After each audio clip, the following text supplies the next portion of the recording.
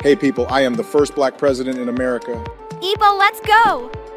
Say bem que estamos em crise. We need to build a wall. Precisamos de muro. Iba. Okay, que foi? What about COVID-19 and Trump administration? What's wrong about my administration? Hey, let me tell you something. More than 1 million died, and that's what your policies left behind, Trump. We are trying to make America great again, Joe. Don't make me stop you.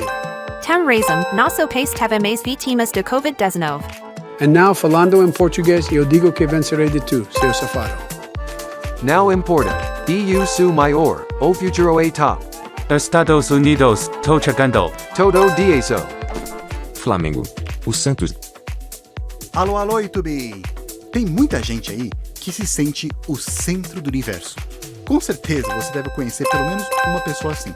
Imagina se essa pessoa fosse um líder político, ou até mesmo um rei ou rainha.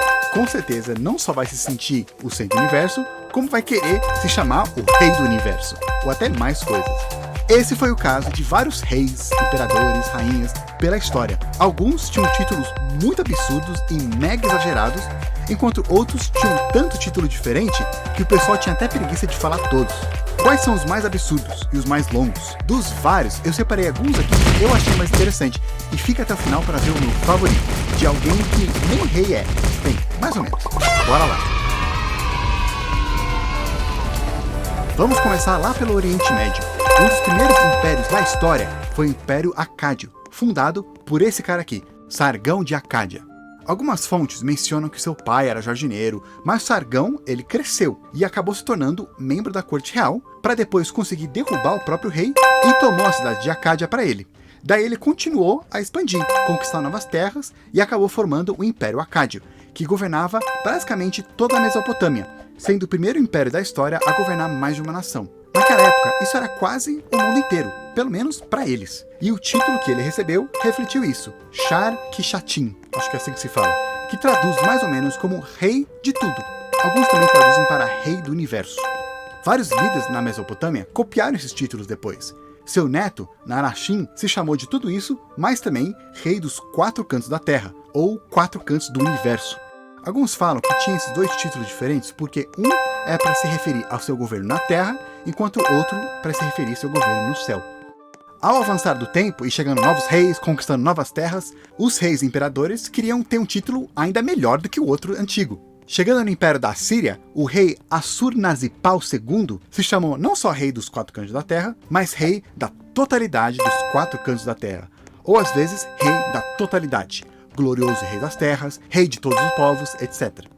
Além desses títulos de rei ou imperador, uma pedra listou vários outros títulos que ele tinha.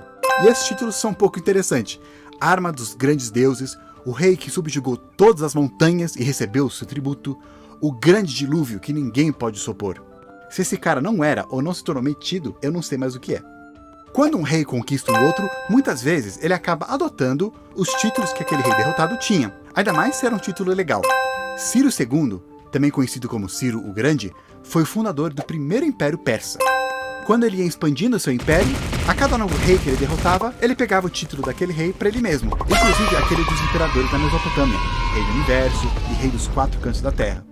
Mas aí, como já tinha vários caras que se diziam rei de alguma coisa, ele acabou se tornando esse nome daqui que eu nem vou tentar falar, o que traduz para Rei dos Reis. Talvez já tenha existido esse título antes, mas foi aí que ele começou a ficar bem popular. E desde então, vários imperadores depois tentaram imitar a grandeza de Ciro, pegando esse título para eles também.